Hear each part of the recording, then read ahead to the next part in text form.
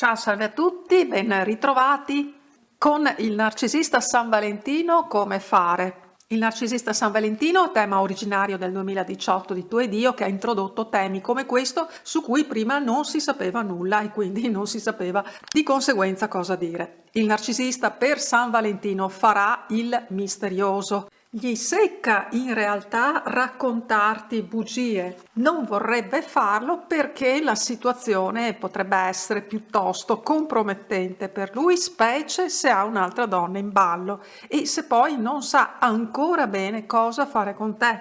Quindi cercherà comunque di andare molto molto cauto. Non sempre ce la fa, ma un minimo di impegno lo metterà. Quindi sfrutta la sua sottostante insicurezza. Se hai già rotto con lui, non è il caso che fai assolutamente nulla.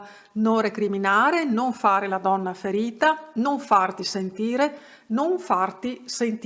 mi raccomando. Specie se ti lascia in sospeso fino all'ultimo momento. Non precipitarti a chiamarlo per chiedergli cosa farete se ha deciso qualcosa. No, assolutamente no, non fare così. Se ti lasci in sospeso vuol dire che devi pianificare tu la tua giornata di San Valentino in altro modo. In fondo è anche questo uno dei tanti modi in cui un narcisista certe volte vuole metterti alla prova. E stessa cosa se la relazione è ormai in bilico con lui.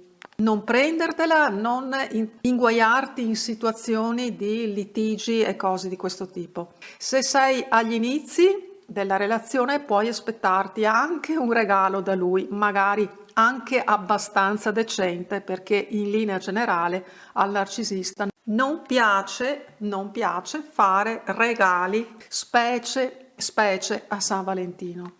Quindi sarà molto dura per lui se si trova all'inizio della relazione con te.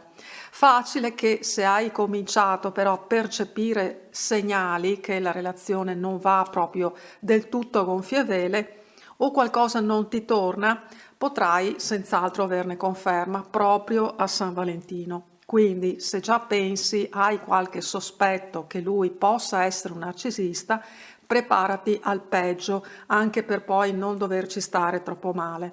In tutti i casi, la cosa migliore che puoi fare, se hai capito di avere a che fare con un narcisista o una personalità molto simile, sarebbe di precederlo nel disertare la festa di San Valentino, soprattutto se temi che lui possa darti picche, perché in tal modo daresti anche una svolta alla relazione, perché a quel punto lui potrebbe fare anche un cambiamento di rotta, magari rivalutando il rapporto con te. Se non ce la fai a fare così, a precederlo dandoti per impegnata, congedati per la serata perlomeno. Non restare lì appesa a lui fino all'ultimo istante che lui ti vorrà concedere. Lascia pure che vada da un'altra donna se è questo che lui farà, tanto se non lo fa San Valentino, lo farà comunque altri giorni, magari il fine settimana, se ha deciso che deve continuare con l'amante o con la nuova donna, riconquista o nuova conquista di cui si tratti, non sarà certo il tuo affiatamento a fargli cambiare idea, anzi. E se vi siete accordati per vedervi, ma poi lui dovesse disertare all'ultimo momento, fai finta di nulla, non arrabbiarti, è quello che si aspetta proprio che tu faccia e invece magari come pretesto per una chiusura. Quindi non dargli questa soddisfazione, ma anzi digli che sei contenta così o perché ti hanno invitata da un'altra parte, oppure il giorno dopo puoi dirgli tranquillamente che hai trascorso una bella serata con amiche single che ti hanno portato magari in un'altra città.